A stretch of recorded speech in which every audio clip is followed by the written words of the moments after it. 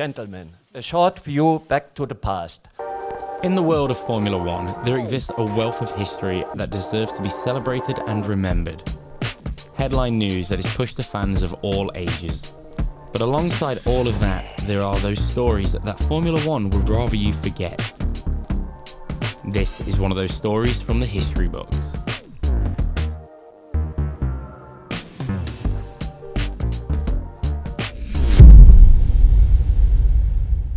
Let me take you back to the 2007 season, where there was an absence of a previously key member of the Ferrari team, the race technical manager by the name of Nigel Steffney. He had been with the team throughout the Schumacher glory years, but with the departure of technical director Ross Brawn and Schumacher's retirement, Nigel started to make it publicly known that he wasn't too happy about being a part of something that was potentially going to go downhill. So it made sense that he wasn't trackside. According to the team, he had simply moved roles over to one based at the factory, head of team performance development. But in June, it became so much clearer why Steffney was being kept out of sight, when it was revealed he was under criminal investigation in Italy, following action taken by Ferrari. The actions taken by the team ultimately ended in the dismissal of Steffney. On the same day of announcing Steffney's dismissal, Ferrari also released a press release stating it had taken action against an engineer from the Vodafone McLaren Mercedes team. The press release stated, Ferrari announces it has recently presented a case against Nigel Steffney and an engineer from the Vodafone McLaren Mercedes team with the Moderna Tribunal concerning the theft of technical information. Furthermore, legal action has been instigated in England and a search warrant has been issued concerning the engineer. This produced a positive outcome. But who was the engineer from McLaren that Ferrari mentioned? Mike Coughlin was the chief designer for McLaren from 2002. He was named in relation to the press release by Autosport.com, and once his name came out, McLaren suspended Coughlin, leaving a fairly big hole in the team that then needed to be filled. But what was the reason for Ferrari to start this process? To dismiss Steffney and then to release a press release that would then implement Coughlin? To learn this reason, we're going to have to go back to an English town by the name of Woking, to a photocopy shop where one morning a lady walked in with a stack of papers. The lady's name is Trudy Coughlin, the wife of Mike. She asked one of the staff members to make a copy of the papers. The staff member took the papers into the back and started to copy them. During this process, the employees saw the documents were marked as confidential and belonged to Ferrari. So after completing the job, passing the documents back to Trudy and waiting for her to leave the shop, the employee decided to contact the team headquarters. Ferrari even admitted that it did not know that any technical information had been stolen until they received the tip from the photocopying shop. After receiving this tip, Ferrari started to take legal actions in England that led to a search of Coughlin's home, a search that revealed, among other things, the 780 documents that claimed to have originated at Ferrari's factory. The High Court case in the UK was ultimately dropped by Ferrari after they came to an agreement with the Coughlins for full disclosure of all they know about the case and a promise of future cooperation. In July, McLaren weren't out of the woods just yet, when the FIA announced that it summoned McLaren to an extraordinary meeting of the FIA World Motorsport Council to answer charges that they had breached Article 151C of the International Sporting Code.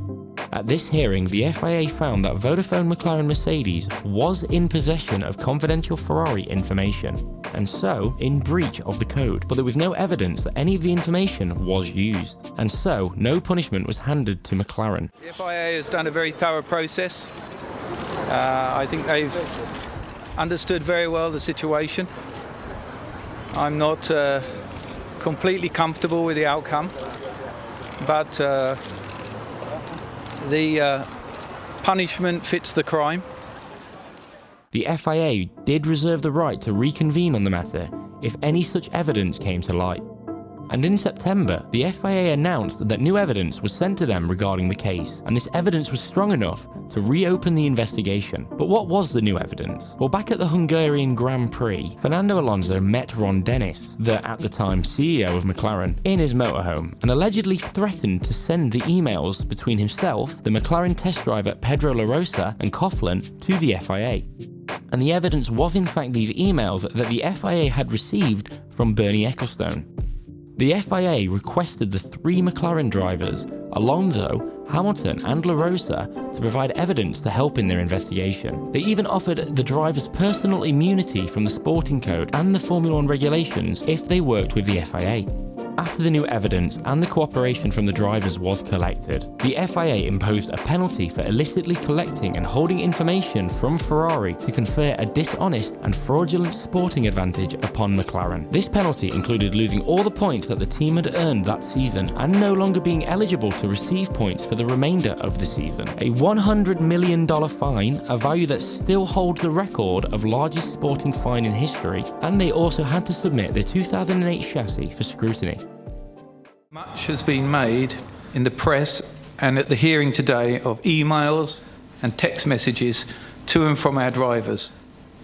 The World Motorsport Council received statements from Fernando Alonso, Lewis Hamilton and Pedro de la Rosa stating categorically that no Ferrari information had been used by McLaren and that they had not passed any confidential data to the team. The entire engineering team, in excess of 140 people, provided statements to the FIA affirming that they had never received or used the Ferrari information. We've got the best drivers and we have the best car, and we intend to win the World Championship. The drivers' points were not affected and the two were allowed to contest the Drivers' Championship, a championship they ultimately lost in the final round at Brazil to Kimi Raikkonen by just 1 point. Hamilton 7th. By my calculations, we win the championship by 1 point.